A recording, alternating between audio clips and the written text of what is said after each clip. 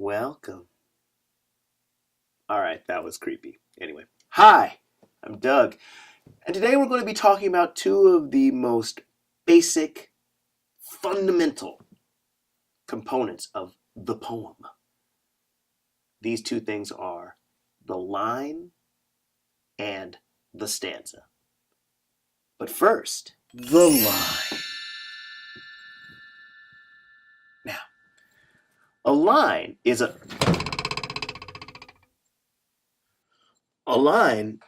a discrete unit of words typically marked off by some kind of effect. Now, in poetry, that effect is oftentimes a line break.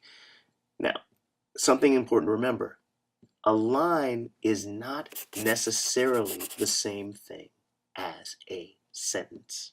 When we begin thinking about lines, they are oftentimes orchestrated into a larger unit, which we would call a stanza.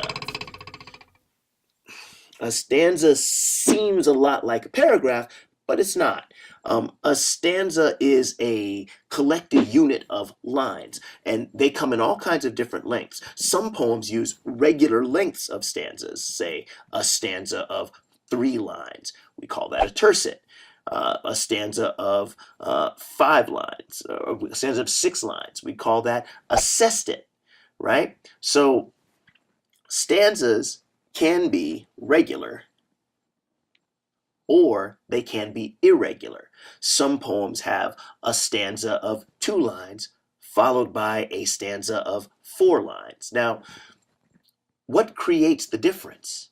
Well, if a line break is the part where a line ends in a poem, and that line is ending not because of the width of the paper, but because the poet intentionally wants one line to be shorter or longer than another line. A stanza break is the white space that comes between 2 blocks of poetic text. Again, lines seem to correspond to sentences and stanzas seem to correspond to paragraphs, but they're not precisely the same thing. How is a stanza different from a paragraph? Well, stanzas are oftentimes divided more to create a sense of structure around sound than a sense of structure around meaning. In a paragraph, you tend to organize it all into one big block. But with a stanza, you can divide your meaning among several different stanzas because what you're regulating primarily is sound. These are some of the most immediate characteristics of a poem. Many poems use these lines and stanzas as a way of scoring themselves, the poem's sound and its sense, how they organize and orchestrate these different dynamics. But of course, there are exceptions. I mean, after all, if you've ever written a prose poem, you'll see a poem that doesn't use line breaks.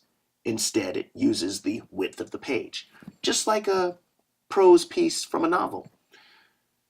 But even so, we still have to think in terms of lines and stanzas. These are the most common ways that poems are distinguished from their prosy cousins. So, hopefully you got all of that. But let's make sure. We're just going to test your knowledge with a little in-video quiz to help refresh your memory. I'll be back, and hopefully so will you.